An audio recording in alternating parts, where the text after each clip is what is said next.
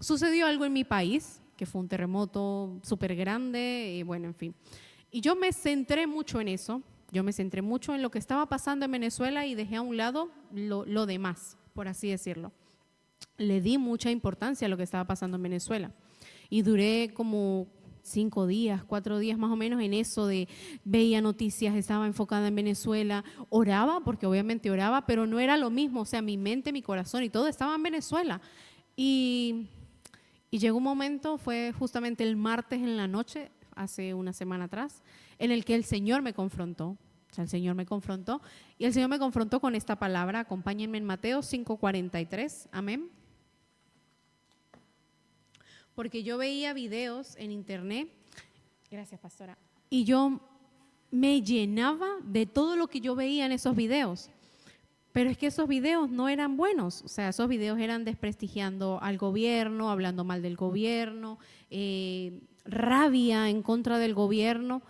Y claro, yo me estaba llenando de todo eso y yo estaba enojada, yo estaba frustrada, me llené de un rencor es que era algo increíble que en ese momento yo no lo veía ni lo entendía.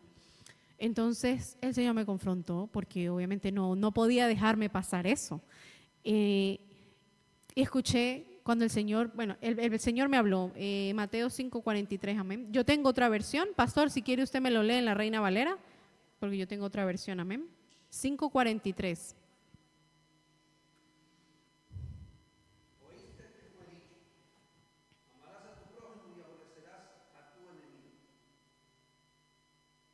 Siga, pastor.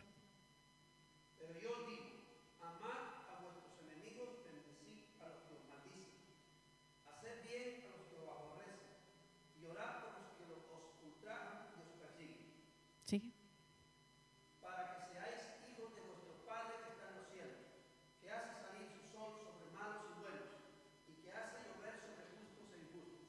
Sigue.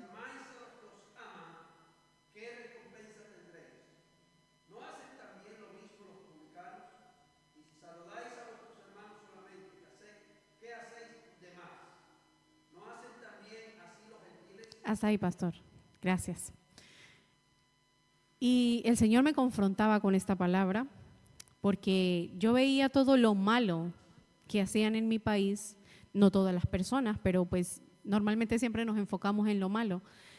Y yo me llenaba de rabia, de rencor, de frustración, yo decía, pero es que no tenía ni nombre para yo nombrarlos en ese momento de la rabia que yo tenía. Y el Señor me dice, justamente, y me lleva a estos versículos, y claro, ahí fue cuando yo entendí, o sea, yo también fui una de ellas. Porque anteriormente, antes de yo venir a los caminos del Señor, yo también fui una de ellas. Y a lo mejor también hablarían de mí. Pero el Señor con su misericordia me sacó de allá. Y entonces yo, ¿por qué ahora? En ese momento lo pensé así. Yo, ¿por qué ahora tengo que seguirlos condenando? Yo no tengo que ser partícipe de lo que otras personas estaban diciendo o haciendo. No, o sea, yo simplemente tengo que orar para que el Señor también abra sus ojos, para que ellos también tengan entendimiento y se arrepientan, así como yo también me arrepentí. Y después de eso, mi sentido, mi perspectiva de ver las cosas cambiaron. Justamente ese mismo martes, eso fue un lunes por la noche, lunes tarde por la noche que el Señor me confrontó. Y el martes en la mañana me manda un mensaje la pastora, justamente hablando del tema de Venezuela. Ese mensaje duró 5 minutos, lo escuché completo. Amén, amén. Y la pastora también me hablaba de eso y me decía, Kimberly, mira que te he visto que estás muy enfocada con el tema de Venezuela, eso no es bueno, siento de parte de Dios decirte. Y me dijo unas palabras que ella tenía para decirme de parte del Señor. Yo escuché el mensaje y yo pensando en la confrontación que ya el Señor me había hecho. Y yo dije, sí, viene de parte del Señor, porque es el Señor el que me está hablando. Porque si ya me confrontó una vez, ¿tendrá que el Señor seguirme confrontando con eso? Porque no puedo aprender a la primera. ¿Por qué? O sea, ¿por qué seré tan tosca, como decía el pastor? ¿Por qué seremos tan toscos de no aprender a la primera, sino que el Señor tiene que seguir ahí, dándonos para nosotros poder comprenderlo? Cuando yo escuché el audio de la pastora, hubo en mí como una rabiecita, ¿no? Es que la gente no me entiende, porque eso es lo que decimos. Sí, es que la gente no entiende lo que yo siento, pero no se trata de entenderlo, se trata de que ellos están viendo el desenfoque que yo tengo o que yo tenía en ese momento. Y eso fue lo que yo comprendí. Yo a la pastora no le respondí de una vez, la pastora está testigo, yo esperé todo el día, oré, porque una cosa es, ¿qué pasa cuando el Señor te confronta? ¿Qué hacemos cuando el Señor nos confronta? ¿Cómo reaccionamos nosotros cuando el Señor nos confronta? Yo esperé todo el día, se hicieron creo que las 8 y algo, también estuve ocupada, pero meditando en lo que el Señor me había dado y en lo que la pastora también me dio. Y le mandé un audio. Me senté tranquila, bueno, no estaba sentada, pero tranquila, con calma. Y empecé a decirle, pastora, sí, tiene razón, para mí pues esto es para que el pueblo se vuelva a Dios, o sea, ya que Venezuela se vuelva a Dios, que se arrepienta de sus malos caminos y ya está. Yo no puedo seguirme cargando con eso, porque era difícil. O sea, en ese momento, en esa semana, mi vida se volcó a Venezuela. Exactamente, mi enfoque estuvo en Venezuela. Y me desenfoqué en el Señor, me desenfoqué en mi familia, incluso en mi esposo, porque Jonathan me decía, es que no puedes seguir viendo videos, o sea, es que un video era más cruel que el otro y uno seguía ahí comiendo de eso. Yo decía, es que no puedo, o sea, llegué a un momento en el que mi cabeza colapsó, mi corazón colapsó, o sea, fue horrible y por eso el Señor me confrontó y me decía, dice esta versión, ¿vale? Dice, oíste que fue dicho, amarás a tu prójimo y aborrecerás a tu enemigo, pero yo os digo, amad a vuestros enemigos y orad por los que os persiguen, para que seáis hijos de vuestro Padre que está en los cielos. Ay, yo me quedé, yo dije, Señor, o sea, tengo que orar por lo que está pasando en Venezuela. No solamente orar por las personas que estaban sufriendo en ese momento, sino orar también por los que les están haciendo daño, porque hay muchas personas que les estaban haciendo daño.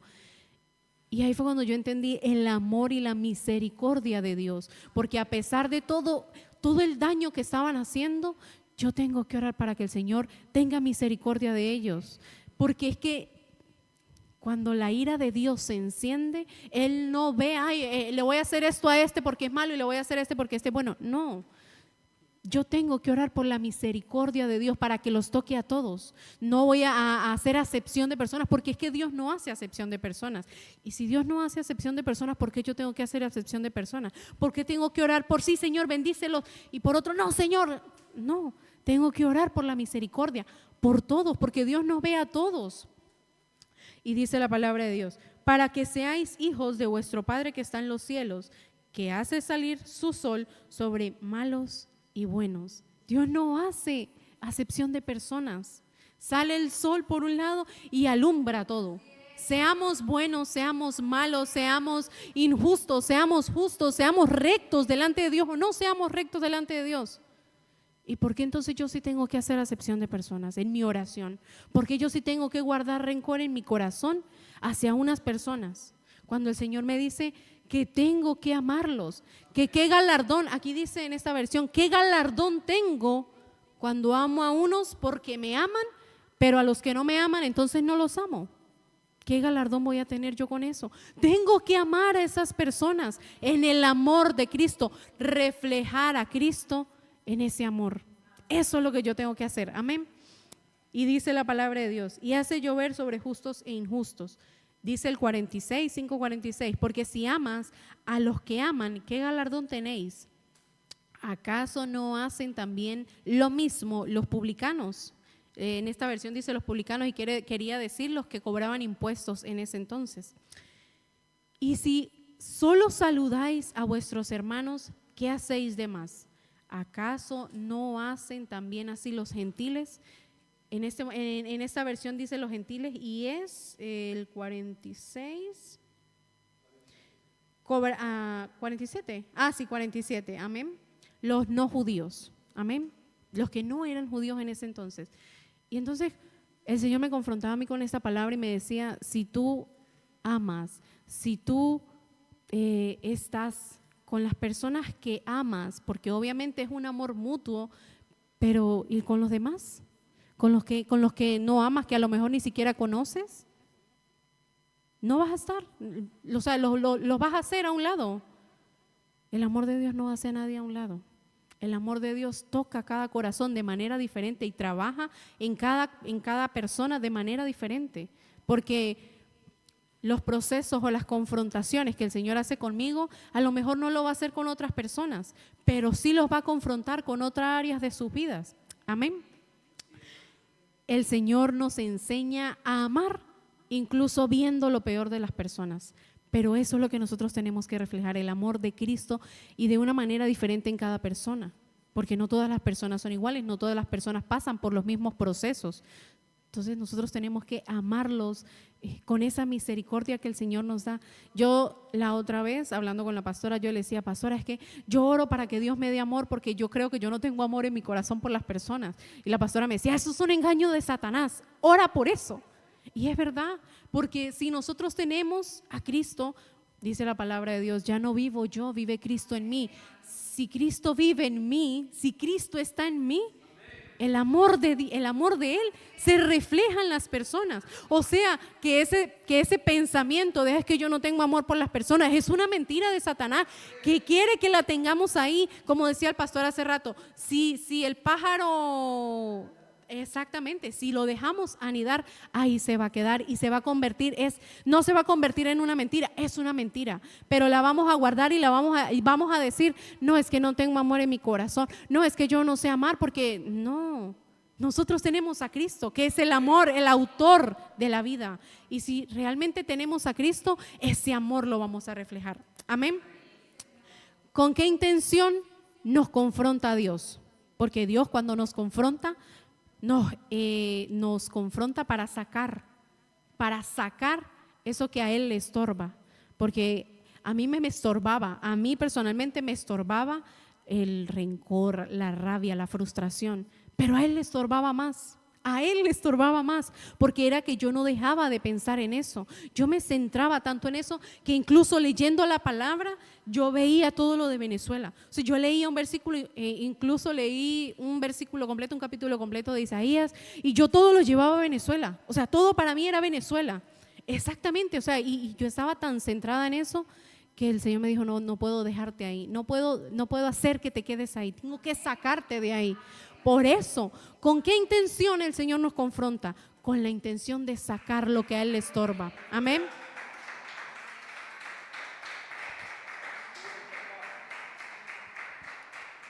Cuando el Señor nos confronta para sacar o limpiar áreas de nuestras vidas que a lo mejor nosotros no vemos.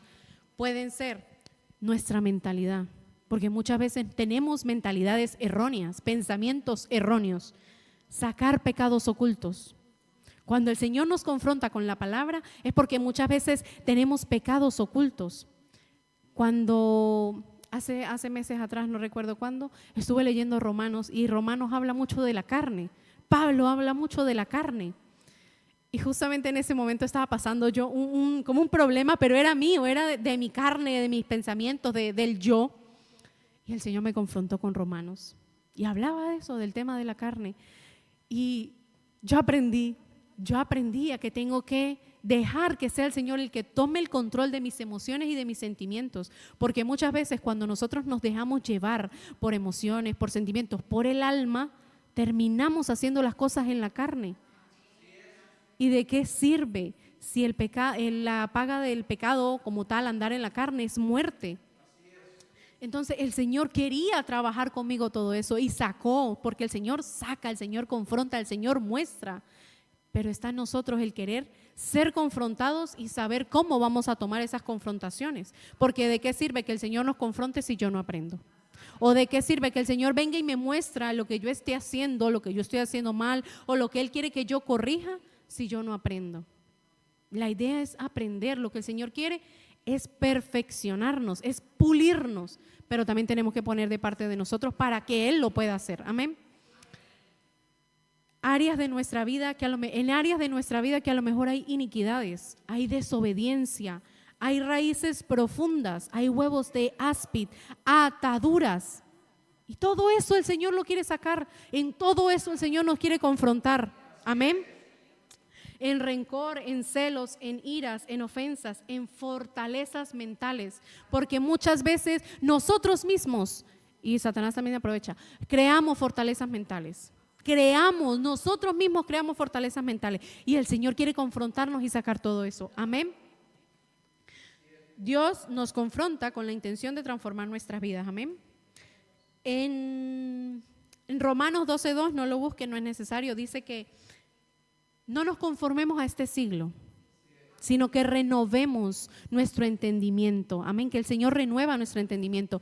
Y en otra versión, en la Nueva Traducción Viviente, dice: no imitemos las conductas ni las costumbres de este mundo, más bien dejen que Dios los transforme en personas nuevas al cambiarles la manera de pensar. Amén. A eso es lo que nos referimos cuando decimos que el Señor nos confronta, porque cuando el Señor nos confronta, el Señor cambia nuestra manera de pensar.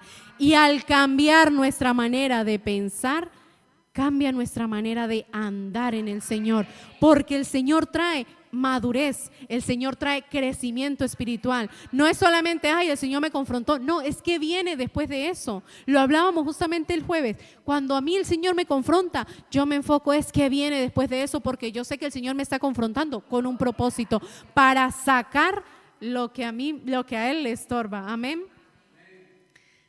Terminamos de leer, no, espérame. Cuando yo vine al Señor, cuando yo comencé en los caminos del Señor, el enemigo empezó a atacarme con la identidad. Y realmente, y usted me dirá, pero Kimberly, ¿por qué incluyes eso ahora? Porque el enemigo es hábil para engañar y es astuto para engañar. Entonces, cuando el Señor empezó a confrontarme con cosas del pasado, o sea, cuando yo empecé a entender mi proceso, mi propósito, el enemigo quiso venir a traer duda sobre mi identidad. Y cuando yo más me acercaba al Señor, cuando yo más me metía con el Señor, como que más lejos de mi identidad me sentía. Eso era lo que el enemigo quería que yo creyera. Te estás alejando de ti, de lo que eras. Sí, claro que me estoy alejando de lo que era, porque el Señor quiere transformarme. Y eso fue lo que el Señor me confrontó. ¿Por qué? Porque cuando el Señor nos enseña, el Señor nos educa, el Señor nos instruye, el Señor nos confronta, nos está dando más identidad en Cristo. Pero realmente el enemigo no quiere que nosotros tengamos identidad en Cristo. El enemigo lo que quiere es apartarnos, destruirnos. Y yo me aferré tanto al Señor y yo dije, Señor, si yo pierdo mi identidad la consigo en ti. Aunque yo no entendía qué era identidad, cuando recién llegué al Señor, yo no entendía qué era identidad. Ahora sí lo entiendo. Y es tener la identidad de Cristo. Amén. Vamos a leer el 5:48 que dice: vosotros pues sed perfectos como vuestro Padre Celestial es perfecto. Nosotros muchas veces hemos escuchado de que no, nosotros no somos perfectos. No, pero el Señor nos va perfeccionando. No somos perfectos, no, cometimos muchos errores, tenemos muchas cosas, cargamos con muchas cosas que aún incluso ni siquiera sabemos que tenemos, pero el Señor nos va perfeccionando. Así que el que le diga, no, es que el único perfecto es Jesucristo, sí, Jesucristo sí es perfecto, pero el Señor nos va perfeccionando porque Él nos quiere ver perfectos. ¿Cómo nos quiere ver perfectos? Vamos a Deuteronomio, amén.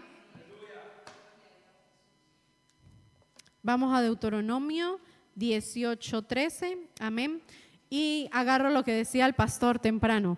La Biblia nunca se contradice. El que diga que no existe el Nuevo Testamento sin el Antiguo Testamento es mentira. El Antiguo Testamento está y está el Nuevo Testamento y los dos son uno. Amén.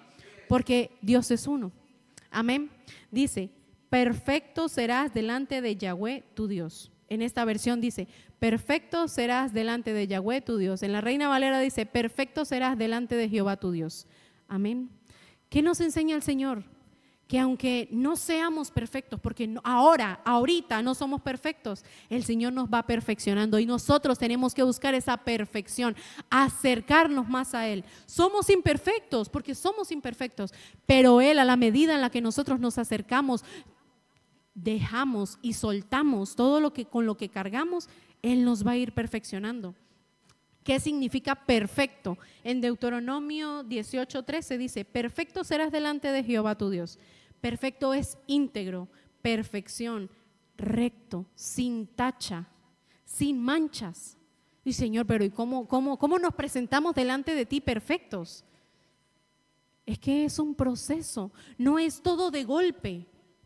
Es un proceso, es un poco a poco, pero es seguir avanzando. No es, bueno, hoy me fue bien, me porté bien, hoy bien, recto, justo. Pero, ¿y mañana? ¿Y pasado mañana? ¿Y el día siguiente? ¿Y el día siguiente? Hay que seguir porque es un proceso de avance. No es un proceso de quedarme hoy sí, mañana no. A lo mejor puede que un día, hoy metí las de caminar y bueno, no pasa nada, Señor, perdóname y continúo. Tampoco tenemos que condenarnos, pero sí buscar la perfección. Amén. Para llegar a ser perfectos, el Señor comienza primero a sacar lo que a Él le estorba. Eso es como cuando se va a plantar. Primero se limpia toda la tierra, ¿cierto? Yo nunca he plantado. Barbecho, amén. Se limpia, se saca todo lo que no deja que lo bueno empiece a crecer. Se limpia todo. ¿Cómo es cuando se va a construir una casa? Primero se ponen cimientos, pero lo primero que se tiene que hacer es limpiar, porque si hay algo que desestabiliza la tierra, puede que todo caiga. Entonces lo primero que se hace es limpiar. Y eso es lo que hace el Señor con nosotros. Primero limpia. Bueno, en mi hija hay una área de rabia y de rencor que tengo que limpiar. Que eso fue lo que me pasó a mí. Y el Señor empezó a limpiarla. En mi hija hay una área de celos que tengo que limpiar. El Señor empieza a trabajar. En mi hija hay una área de amargura que tengo que limpiar y el Señor empieza a limpiarla. Pero tenemos que disponer nuestro corazón, tenemos que disponer también nuestro tiempo, porque no es solamente, Señor, límpiame. Padre, tengo esta área llena de tal y tal y tal. También hay que disponer nuestro tiempo de entrar al lugar secreto, de meternos con el Señor y ahí es donde el Señor va a hacer limpieza, ahí es donde el Señor va a sacar todo y si no puede, nuestros pastores le ayudan, amén. Y cuando ya el Señor limpió, Él empieza a plantar, Él empieza a plantar de a poquito y Él mismo da el crecimiento porque lo dice la palabra de Dios, Él mismo da el crecimiento. Y poco a poco se van viendo esos frutos, pero es poco a poco. Pero en ese poco a poco estamos siendo perfeccionados. Amén. Luego nosotros empezamos a ver todo de manera diferente con los ojos y el entendimiento del Señor. Cuando ya nosotros estamos siendo procesados y perfeccionados en el Señor, empezamos a ver todo de manera diferente. Empezamos a entender de manera diferente, porque eso lo hace el Señor. Él es quien renueva nuestro entendimiento y día a día tenemos que pedirle eso. Señor, renueva mi entendimiento. Señor, renueva mi entendimiento. Amén. La palabra de Dios nos enseña que es la verdad y esa verdad nos lleva a vivir en libertad. Pero para eso tenemos que sentarnos y centrarnos en el Señor. Amén. Dice la palabra de Dios que toda la escritura es inspirada por Dios para enseñar, para corregir, para redarguir y para instruir. Amén. Esta dice déjenme lo busco, está en Segunda de Timoteo, si no estoy mal. Segunda de Timoteo 2.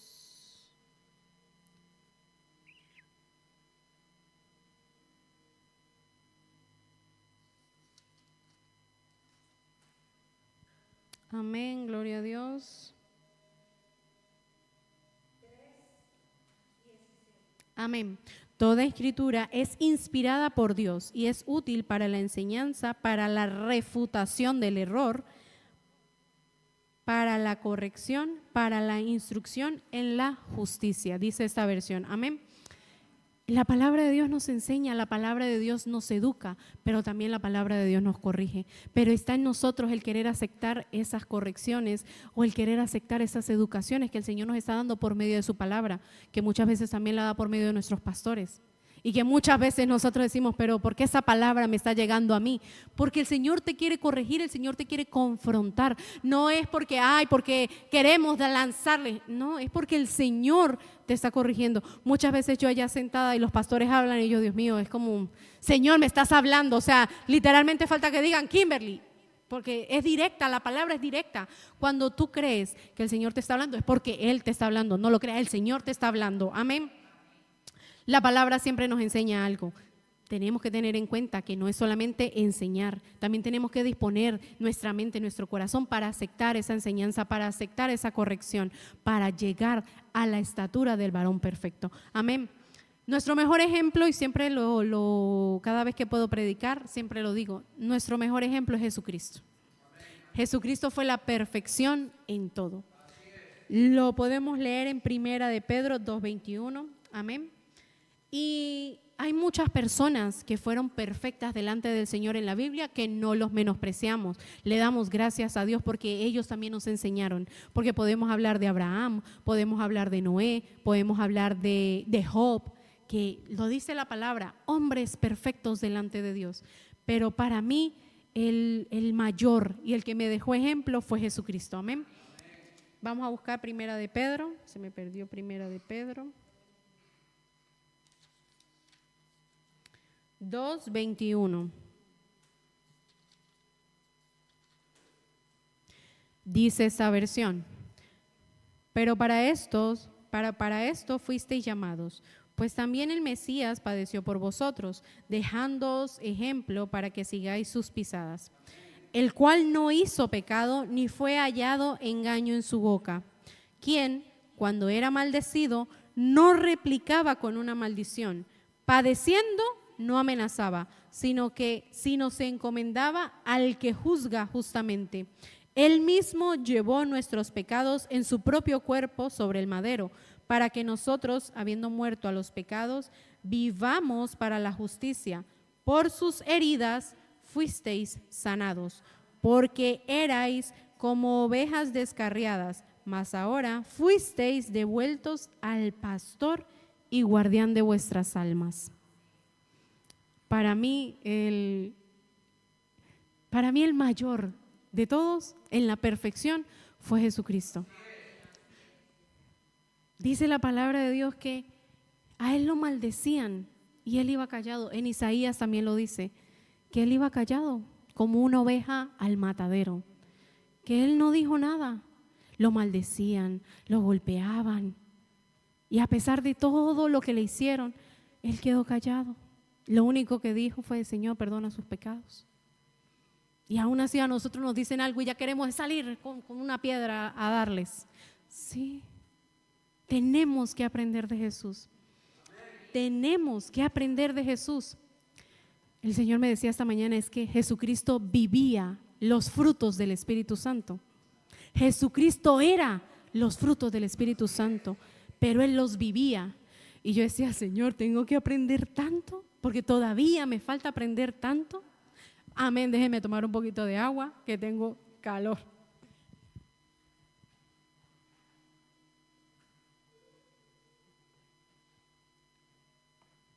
Y para terminar, en Efesios 4:13, amén, dice: hasta que todos lleguemos a la unidad de la fe y del conocimiento pleno del Hijo de Dios, a un varón perfecto. O sea que nosotros sí vamos a llegar a esa estatura del varón perfecto, pero tenemos que poner de nuestra parte para llegar a esa estatura. Dice la palabra de Dios, dice en esta versión, perfecto significa maduro, conforme a la madurez de Cristo. O sea, que en algún momento, después de que el Señor nos limpie, nos saque, y después de muchas veces confrontarnos, vamos a llegar a tener la madurez que tuvo Cristo. Amén.